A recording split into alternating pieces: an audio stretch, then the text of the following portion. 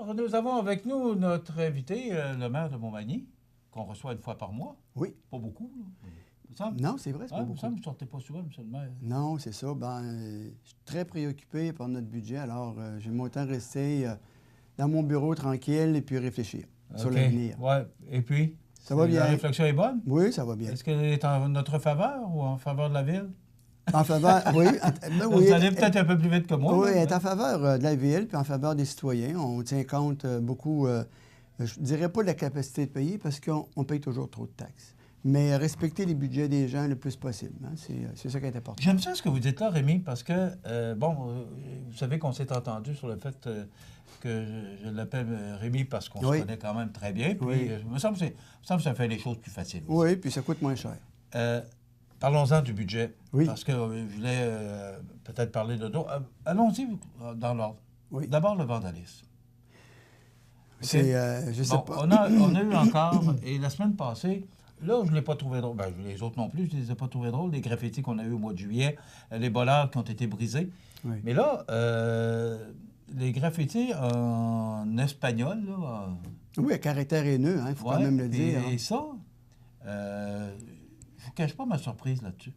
Vous réagissez comment, Rémi, vous et le conseil municipal, par rapport à ce genre je ne sais pas comment, ce geste disgracieux, je pense que c'est le bon terme. D'abord, vous savez, quand il y a un message haineux qui s'adresse à des gens, peu importe l'origine des personnes, c'est toujours déplorable parce que, vous savez, les gens ont droit au respect. Hein? Peu importe là, notre origine, puis peu importe notre sexe, notre genre, tout le monde a droit au respect et ça, bien, on le déplore comme société. Maintenant, comme municipalité, bien, on s'attaque au bien public. Et on s'attaque à un bien public gratuitement, mais qui a des conséquences monétaires. Et puis, vous savez, on réfléchit sur le 375e, on va en parler probablement tout à l'heure un petit peu, et on a beaucoup d'idées à mettre de l'avant pour embellir, être attractif, agrémenter notre centre-ville, agrémenter également notre environnement immédiat. Et puis là, on est rendu à se poser des questions. Mais là, il va falloir avoir des installations blindées.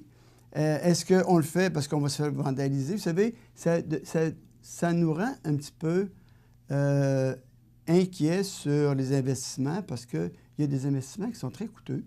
Et puis, on a des beaux projets, comme on a des beaux projets pour animer notre scène, la scène Montel, mais on se dit, est-ce que les gens, ils vont venir faire du vandalisme juste pour avoir de la visibilité? Vous savez, parce que souvent, là, les gens, ce qu'ils recherchent, c'est de la visibilité. Et puis, mon Dieu, s'ils en veulent, là, on peut les inviter ici, puis je vais payer la publicité, puis on va leur en donner. Hein? Mais c'est un peu agaçant, mais en même temps, bien, vous savez, on se relève les manches et puis on travaille pour l'ensemble de la population. Et puis, c'est malheureusement quelques individus, un individu ou quelques individus. Et on va finir par leur mettre la main au collet parce que là, il y a des caméras installées. Exactement. On va procéder à l'installation de caméras partout. On est rendu là, là. Oui, présentement, on a sur pellicule, on sait que c'est un groupe. On sait qu'il y avait 3 personnes qui regardaient celui qui est l'auteur du méfait. Maintenant, les caméras nous dévoilent pas tout dans les traits de caractère, les traits de visage, mais c'est un groupe de 4 individus. Alors, des adolescents, c'est pas des enfants, c'est des gens qui... En tout cas, on a une bonne description physique. Maintenant, c'est remis à la police. Et puis, on est en haute surveillance. Puis, on demande aux gens que si vous voyez des comportements particuliers de gens qui ont l'air à se chercher de l'ouvrage, bien, gênez-vous pas pour appeler la police, puis dire aux gens, écoutez, il y a un groupe de 4 personnes là, qui se promènent dans les rues, puis ils ont l'air étranges. Est-ce qu'il y aurait lieu de venir faire une tournée? Ça, je pense qu'il faut le faire. Et malheureusement, ce sont tous les citoyens qui payent les dégâts de tout ça, parce qu'il faut réparer. Exactement. Maintenant, on recevait hier, il y avait un point de presse avec les journalistes, et il était question du dépôt du rôle d'évaluation foncier pour les 3 prochaines années. Bon, on fait ça. À chaque 3 ans, on renouvelle le rôle d'évaluation. Ça veut dire quoi exactement là, pour les gens qui nous regardent? Bien, pour les gens qui nous regardent, d'ailleurs, probablement que vous avez commencé à recevoir votre nouvel avis d'évaluation dans lequel on vient indiquer si votre maison a pris de la valeur ou si elle en a perdu. Alors, c'est sûr que c'est toujours ça basé sur des comparables, sur les ventes, les types de transactions qui ont eu lieu. Alors, quand le rôle d'évaluation augmente, c'est signe que à Montmagny, au moment où on se parle, les maisons, les commerces, les entreprises se vendent plus cher que le prix d'évaluation. Donc, c'est une bonne nouvelle. Bon, expliquez-moi qu'en 2007, il était à 21,33. Les valeurs totales, on va prendre le total, 21,33. Oui. Et là, il est à 4,33. Vous êtes en train de me dire que la valeur de Montmagny a baissé? C'est ça que je dois comprendre? Non, ce qu'il faut comprendre, c'est qu'avant 2007, on se rappelle, il y avait quand même un certain climat de morosité en 2004-2005. Exactement. Puis, ouais. Et à ce moment-là, bien, les maisons se vendaient un peu moins cher. Donc, à cette époque-là, le rôle d'évaluation, avant 2007-2009, le rôle avait baissé. Il avait baissé considérablement, de sorte que les valeurs des maisons, les gens avaient perdu de la valeur. En fait, leur fonds de pension, comme on peut dire souvent, hein, notre maison, c'est souvent considéré comme étant nos placements puis notre fonds de pension. Bien, alors, à ce moment-là, les gens ont vu que leur fonds de pension avait fondu un petit peu.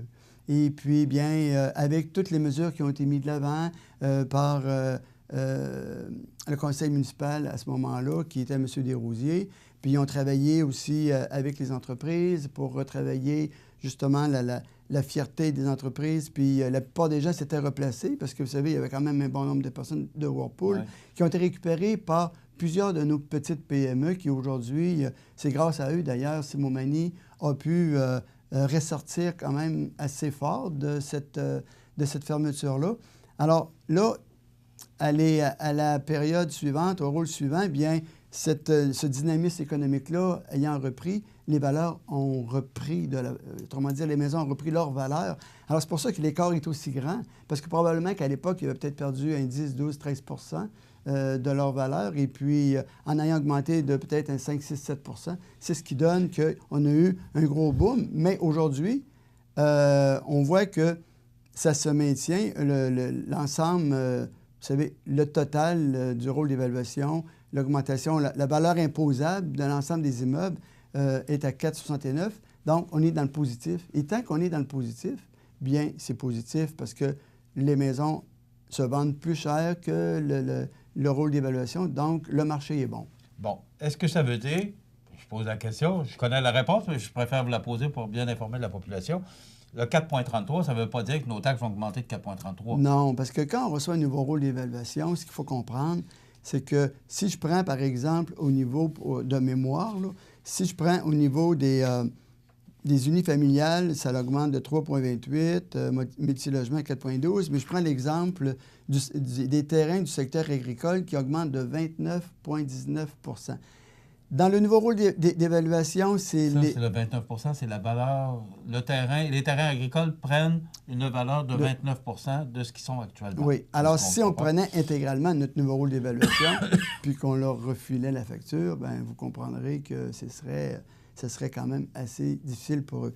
Alors, ce qu'il faut comprendre, quand on reçoit un nouveau rôle d'évaluation, on ramène le rôle d'évaluation de sorte que ça ne vient pas impacter le compte de taxes au moment où on reçoit un nouveau rôle d'évaluation. Ce qui veut dire que si, par exemple, votre maison elle valait 100 $ et puis qu'aujourd'hui, elle en vaut 104 $, et puis qu'au moment où votre maison valait 100 $, vous payez 1 $ du 100 $ d'évaluation, mais ça ne veut pas dire que vous allez payer 1,04 $.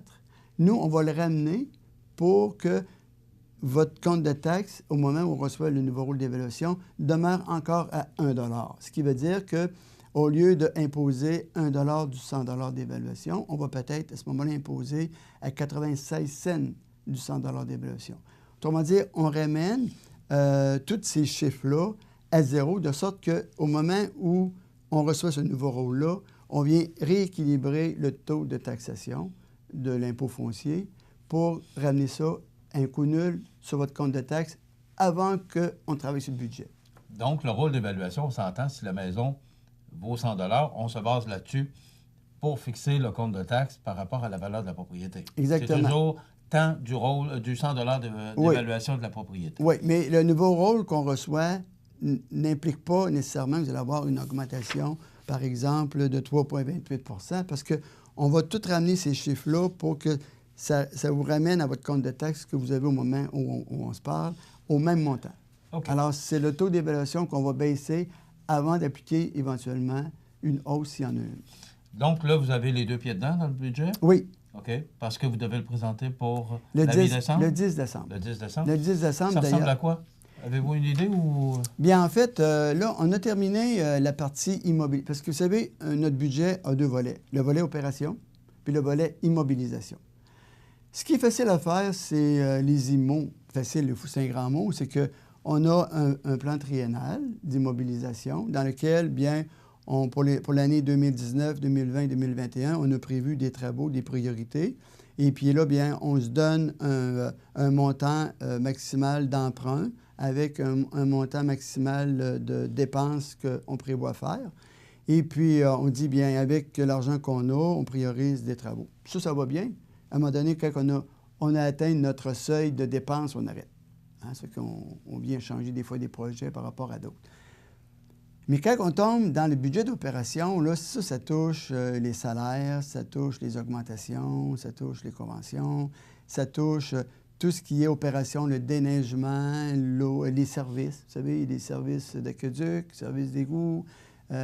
Alors, ça, c'est un peu plus compliqué. L'électricité, parce qu'on est soumis à de l'inflation. Vous avez des augmentations, la ville a des augmentations, donc? L'électricité, quand on a un gros pic, par exemple, d'électricité durant l'année, c'est le tarif qui nous charge le restant de l'année. Donc, ça fait qu'on peut avoir un compte d'électricité plus élevé. Les conventions avec les augmentations, ce qu'on appelle les dépenses incompressibles, ça aussi, on ne peut pas on peut pas faire abstraction de nos conventions. Sauf que le nouveau conseil, l'an passé, quand on est arrivé à l'an 1 de notre mandat, on a dit à l'administration municipale ceci, pour les 4 prochaines années. En ce qui concerne la masse salariale, on entend là, le nombre d'employés. La masse salariale, c'est-à-dire que si le budget, en 2017, prévoyait 1 000 de masse salariale pour l'ensemble des employés, on a dit ça ne doit pas changer pendant les 4 prochaines années. Ce qui veut dire que s'il y a des s'il y a des réaffectations à faire, s'il y a des ajouts de postes ou de titres d'emploi à faire, il faut jouer à l'intérieur de cette masse salariale-là en profitant, par exemple, des départs à la retraite, des attritions, réorganiser. On leur a donné le mandat de nous présenter un organigramme de service, mais en fonction de la masse salariale de 2017 jusqu'en 2021. Donc, les seules dépenses incompressibles qu'on a, c'est dû aux augmentations puis aux indexations. Sinon, la masse salariale, elle va rester gelée pour les 4 prochaines années. OK. On va s'arrêter quelques instants et j'espère qu'il va nous rester quelques minutes pour parler du 375e. Trouvez-vous que je parle trop? Non, pas du tout. Bon. Non, au contraire, vous expliquez très bien. Bon. Et c'est ça qui est important. Oui. C'est de bien l'expliquer, que les gens comprennent bien, parce que c'est un paquet de chiffres. Oui. Et pour nous, c'est pas tellement trop évident. Oui. Vous avez des conseillers autour de vous qui vous disent comment le faire. C'est important de bien le faire comprendre à la population aussi. On s'arrête. C'est l'objectif. Merci.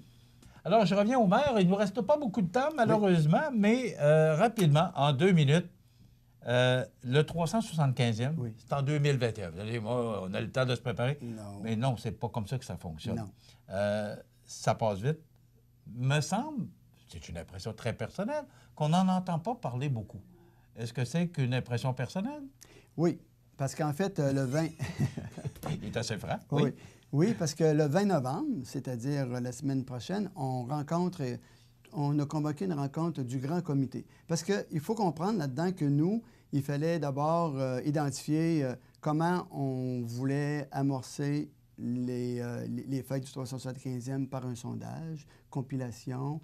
Ensuite de ça, on avait identifié des projets majeurs pour lesquels on a confié des mandats à des firmes pour nous présenter un peu le topo de ce que ça représenterait comme réaménagement, parce qu'on parle tout le temps là, d'un circuit entre la Pointe-aux-Oies et la Pointe-à-la-Caille auprès du fleuve, de réaménagement de Boulevard Taché, d'un centre de migration renouvelé avec l'exploitation du bassin. Alors, pour être capable de rassembler des gens autour de projets communs puis avoir leurs opinions, bien nous, il faut avoir notre canevas de travail. Et puis, aller jusqu'à maintenant aussi, on est allé sur du recrutement, aller identifier les gens qui avaient de l'intérêt à venir, comme les gens de la Chambre de commerce, les gens du communautaire, des représentants de la jeunesse et tout ça. Donc, on a tout ce beau monde-là. Et puis, on les réunit le 20, on leur parle des grandes lignes, et puis c'est là qu'on va savoir si on tourne à droite, si on tourne à gauche ou si on reste dans le centre. OK. Alors, on va en parler. De toute façon, on va donner plus de temps au maire après les fêtes. Ça complète dans quelques instants les avis de décès. Bonne journée, mesdames, messieurs. Bonne journée.